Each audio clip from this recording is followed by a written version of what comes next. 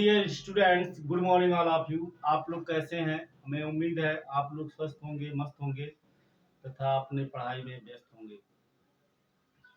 Dear friend, आज का जो हमारा टॉपिक है बहुत ही महत्वपूर्ण है और इस तरह के क्वेश्चन को जब फिजिक्स या केमिस्ट्री के क्वेश्चन को सॉल्व करते हैं तो इस विधि का उपयोग ज़्यादा करते हैं। आज का हमारा जो टॉपिक है कोटिमान ज्ञात करना। तो किसी भी दिए हुए संख्या का कोटिमान कैसे निकालेंगे आज आपको हम बताने वाले हैं। तो चलिए बने रहिएगा और वीडियो आपको कैसा लगा जरूर कमेंट करिएगा। देखिए हमारा क्वेश्चन नंबर पहला है 3.24 इंटू 10⁻⁻⁹। हमें इसका क्या निकालना है? कोटिमान। तो ध्यान रखिएगा, कोटिमान निकालते समय 10 के घात के पहले की जो संख्या है इसकी तुलना करेंगे। किससे? 3.16 से।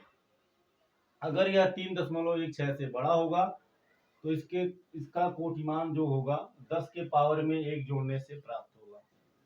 यहाँ लिखिए, क्योंकि 3.24 बड़ा है किससे? 3.16 से। तो जब 3.24 3.16 से बड़ा है तो इसलिए कोटिमान बराबर हो जाएगा 10⁻⁹ में 1 जोड़ देंगे तब ये मिलेगा आपको। ये प्लस है, ये माइनस है, तो ये घट जाएगा तो ये मिलेगा 10⁻⁻8। ये हो गया इसका कोटिमान। ठीक। क्वेश्चन नंबर दूसरा दिया है 4.25 इंटू 10⁻⁻11। तो इसमें भी सबसे पहले हम 10 के घात के पहले की संख्या 4.25 का तुलना करेंगे। किससे? 3.16 से।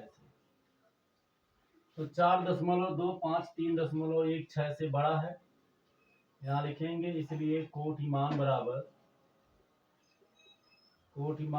हो जाएगा 10⁻⁻11 प्लस 1 बराबर 10⁻⁻10। और ये हो गया आपका आंसर। क्वेश्चन नंबर थर्ड में दिया है 0.0 कितनी बार है? 1 2 3 4 5 6 7। तो 1 2 3 4 5 6 7, ठीक है ना। इसके बाद में क्या है? इसके बाद में 6 है, फिर 5 है, फिर 2 है। तो सबसे पहले इसको हम 10 के घात के रूप में व्यक्त करेंगे। तो हो जाएगा 10 के घात के रूप में व्यक्त करने की वैज्ञानिक संकेतन जिसे बोलते हैं, तो इसको या मानक रूप, तो 6 को दशमलव के पहले लिख लेंगे और बाद में लिख देंगे 5 और 2। दशमलव का मान 1 होता है, यहाँ गुणे 1।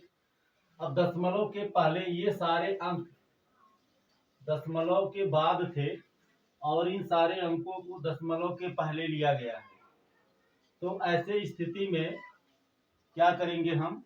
कई अंक बाहर आ गया, 7 टू 0 आ गया, 1 2 3 4 5 6 7 और 1 6 आ गया, यानी 8 आ गया। तो ये 10 पर पावर 8 हो जाएगा। अब चूंकि दशमलव के बाद वाले को पहले लिया गया है इसलिए पावर -8 आ जाएगा। अब हमें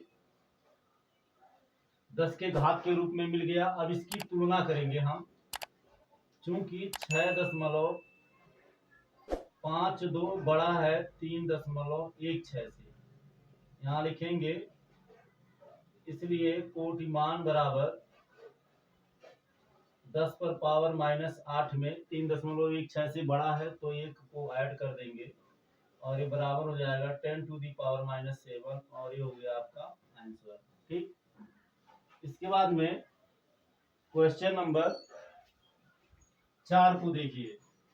क्वेश्चन नंबर 4 में दिया है 2.34 इंटू 10⁻⁹। तो इसको क्या करेंगे हम?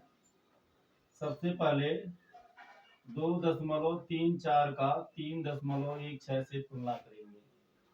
तो 2.34 3.16 से छोटा है तो इसलिए कोटिमान बराबर, अब ध्यान दीजिए, अगर 3.16 से छोटा होगा तो कोटिमान वही होगा जो दिया गया है, यानी कोटिमान 10 पर पावर 9 है और यही आपका आंसर हो जाएगा। ये कब होगा? जब 10 के घात की पहले की संख्या 3.16 से छोटी होगी तो कोटिमान आपका वही होगा जो 10 के घात के रूप में दिया गया है। क्वेश्चन नंबर 5 देख लेते हैं। 5.62 इंटू 10 टू दी पावर 10। तो इसका हम क्या करेंगे? तुलना करेंगे। 5.62 का तुलना करेंगे किससे? 3.16 से। तो 3.16 से बड़ा है, यहाँ लिखेंगे, इसलिए कोटिमान बराबर हो जाएगा कितना? 10 पर पावर 10 है, एक ऐड कर देंगे, ये बराबर हो जाएगा 10 पर पावर 11 और ये हो गया आपका आंसर। तो डियर फ्रेंड, इस तरह से आप क्वेश्चन को किसी भी 10 के घात के रूप में प्राप्त संख्या को या दी गई संख्या को का कोटिमान इस तरह से निकाल सकते हैं। तो ये वीडियो आपको कैसा लगा जरूर कमेंट करके बताइएगा। आज के टॉपिक में बस इतना ही, फिर मिलेंगे हम नेक्स्ट क्लास में नेक्स्ट टॉपिक के साथ। Thank you so much. जय हिंद।